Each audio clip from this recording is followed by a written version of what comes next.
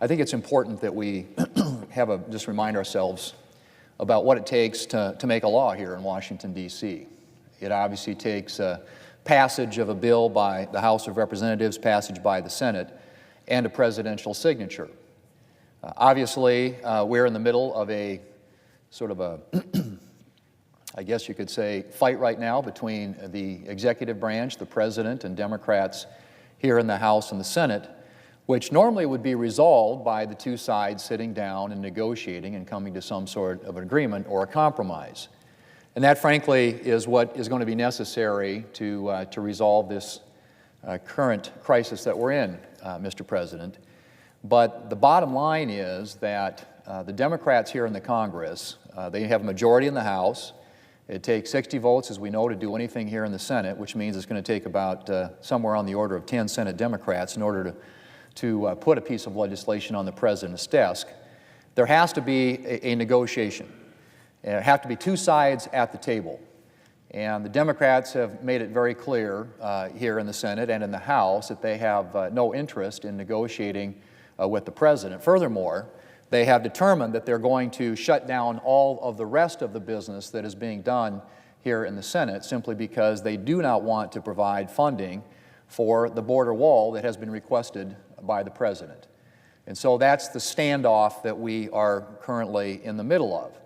But I would remind our colleagues that as recently as last month, my friend, the Democrat leader, has said that in order for us to proceed and vote on anything in either chamber, we need to have a piece of legislation that the President has said that he would agree to sign, which again suggests that the way out of this is for the Democrats to come to the table and enter into a negotiation with the President about how to fund the border wall, how to deal with the issue of border security, and then to open up the government. That is the way that this ultimately gets resolved. And it seems to me, at least, from my observation so far, is that there has been no movement, zero movement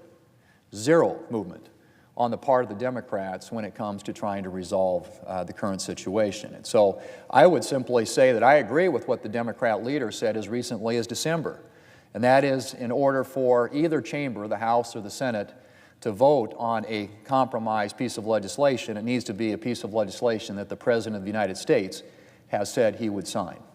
Each of these elements has to come together.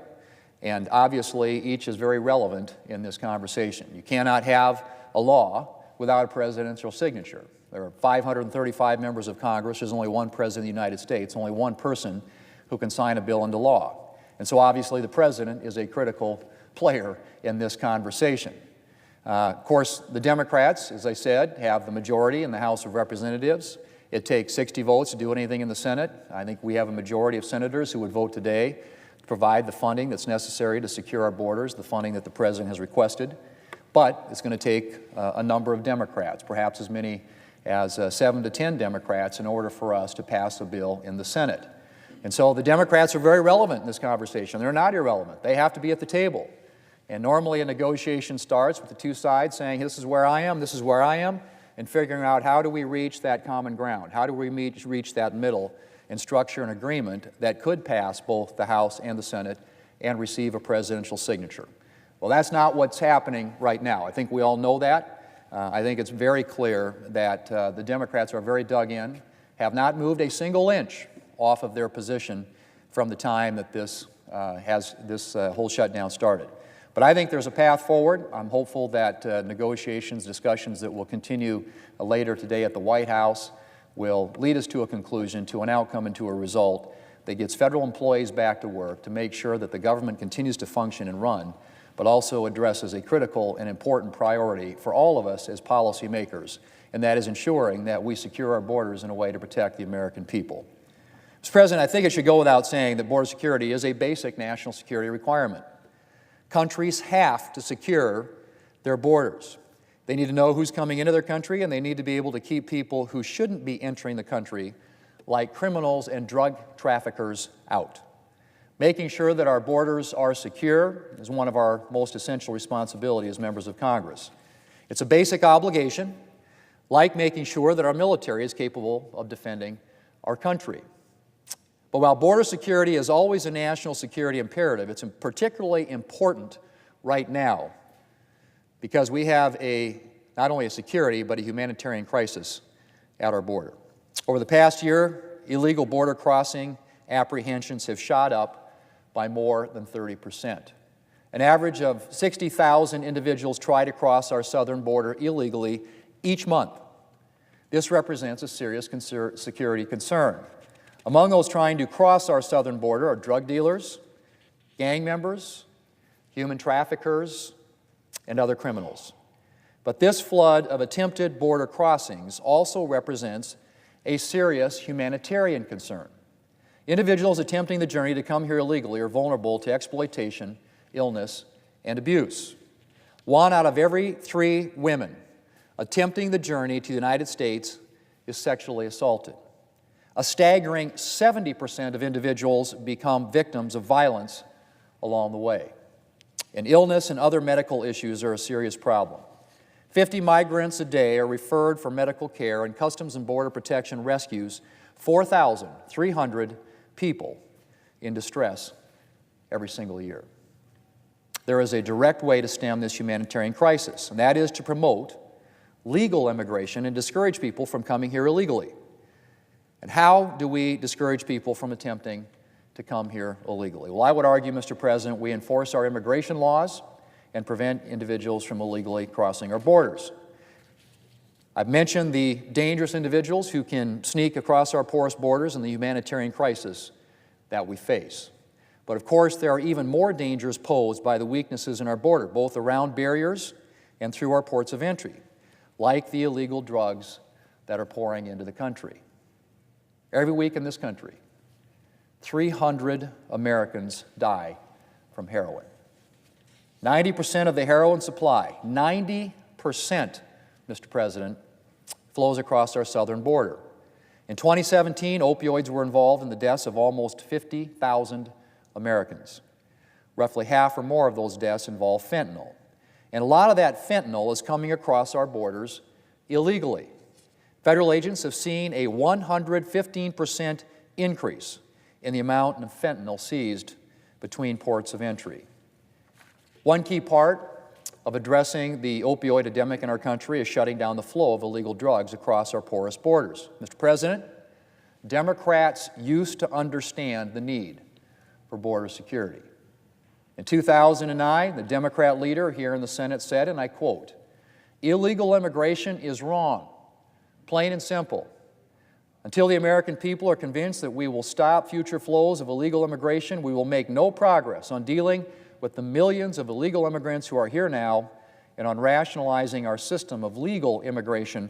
That's plain and simple and unavoidable," end quote. That, Mr. President, from the Democrat leader here in the Senate from 2009.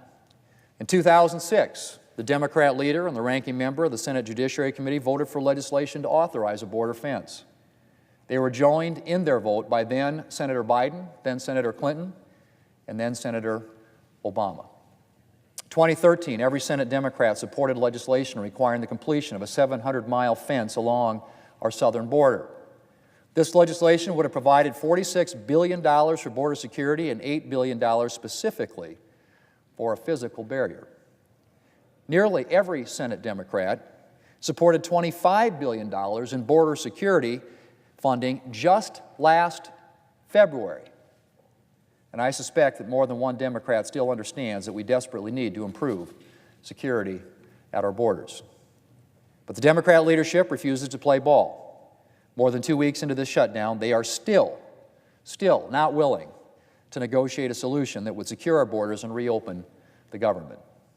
Democrat leaders are willing to ignore the security and humanitarian crisis at the southern border simply because they don't like this president, because they're afraid to oppose the far left wing of their party. Mr. President, we need to end this partial shutdown, and we need to reopen the government. But the only way for that to happen is for Democrats to work with Republicans and the President to provide adequate funding for border security. Once they negotiate in good faith toward a serious agreement that the President will sign, the Senate will immediately take it up so that we can end this shutdown and take needed steps to bolster security at our borders. Mr. President, border security is not some issue that Republicans have somehow dreamed up. Securing our borders is a national security imperative, and both parties have a responsibility to make sure that our nation's borders are protected. And so, Mr. President, I hope that Democrats here in the Senate will remember their obligation to our nation's citizens and work with the President to secure our borders and reopen our government. And I would end where I started, and that is to say, in order for that to happen, Mr. President, there has to be an agreement. Both sides have to come to the table. Every one of the President, the House, the Senate, Democrats and Republicans are all relevant in this conversation because it takes all to accomplish a legislative result that will reopen our government, get federal employees back to work, and at the same time take the important steps that are necessary to secure our border. Mr. President, I